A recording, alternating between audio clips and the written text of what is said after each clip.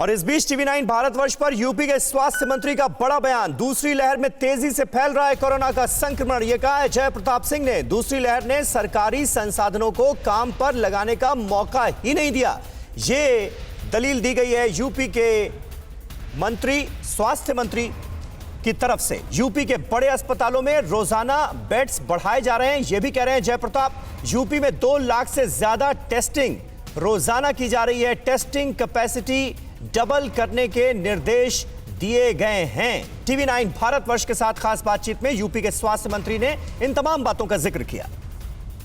मैं जो हालात देख रहा हूं वो मैं देख के आ रहा हूं, बहुत विभत्स है, लेकिन मैं आपके शब्दों में जानना चाहता हूं, आप क्या देख रहे हैं, जमीन पर हालात कैसे हैं? देखिए, ये खाली उत्तर प्रदेश नहीं है, ये पूरे देश में बहुत सारे प्रदेशों में इस तरह का सेकेंड वेव जो फैला है, ये इतना तेज़ी से फैला है कि राज्य अपने संसाधन को उस पर्याप्त मात्रा में तैयार नहीं कर पाई। जबकि हमने पिछले अक्टूबर और नवंबर से ही अपने सारे अस्पताल जो हमारे से जुड़े हुए थे, प्राइवेट एंड मेडिकल, को रूटीन वर्क में वापस कर दिया था, डी नोटिफाई कर दिया था। फिर पुनः इतने तेज़ी से जब ये लहर आया तो उत्तर प्रदेश ने भी उतना ही संसाधन को बढ़ाने का प्रयास किया है, और उसके साथ में जितने भी हॉस्पिटल्स को अटैच करना था उनके ventilators, ICU, critical care equipment plus ordinary beds, और ये सब चीज़ हम लोग लगातार मुख्यमंत्री योगी आदित्यनाथ के निर्देशों पर, उनके मार्गदर्शन में हम लोग ये काम पिछले 1 हफ्ते से कर भी रहे हैं। पहली बार जो हुई गलतियां, उससे आप लोगों ने सबक नहीं लिया, तैयार नहीं थे क्या इसके लिए, या इसके बारे में पता नहीं था?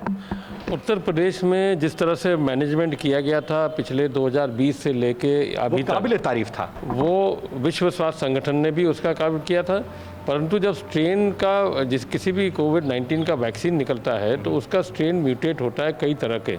ये पूरे विश्व में भी देखा गया, उत्तर प्रदेश और पूरे देश में भी देखा गया। नया स्ट्रेन और इन्फेक्शियस माना गया है। नया स्ट्रेन वैज्ञानिकों के अनुसार थोड़ा सा तेज़ी से इन्फेक्ट होने के साथ साथ वो प्रभाव करता है उन लोगों के ऊपर जो 60 और 70 के ऊपर के जो कोमोर्बिडिटी हैं, और तेज़ी से उनके ऊपर प्रभाव करता है। तो उस सभी चीज़ को देखते हुए हमारा जो सिस्टम जो पहले हमने चलाया था, वही सिस्टम को हम दोबारा और सक्रियता के साथ चला रहे हैं, तेज़ी से टेस्टिंग कर रहे हैं। बेड्स नहीं है, वेंटिलेटर्स नहीं है, ऑक्सीजन नहीं मिल रहा है, लोग भटक रहे हैं। लखनऊ के शमशान घाट में 90-90, 100-100 लाशें जल रही हैं, और स्थिति इतनी विस्फोटक है कि आईएएस अधिकारियों तक को टेस्ट के लिए 40-40 घंटे वेट करना पड़ रहा है। इतनी विस्फोटक स्थिति हो कैसे कि आप लोग संभाल क्यों नहीं पा रहे सिचुएशन को, आप लोग समझ क्यों नहीं पाए सिचुएशन को? इसको समझने की आवश्यकता नहीं है। कोई भी वायरस को समझने के लिए ना तो आप समझ पाएंगे ना हम समझ पाएंगे। उस स्ट्रेन का वैज्ञानिक ही बता पाएगा कि कितना नया स्ट्रेन बना है, कितना इम्पैक्ट एक ह्यूमन बॉडी पर होता है, वो तो वैज्ञानिक या साइंटिस्ट ही बता पाएगा। ये किसी की बस नहीं है कि उसको आप कंट्रोल करें। दूसरी बात ये है कि अभी जो ये स्ट्रेन जो परिवर्तित हो गया है, ये इसमें ये देखा जा रहा है कि आप जब टेस्ट कराते हैं तो उसमें नेगेटिव आता है।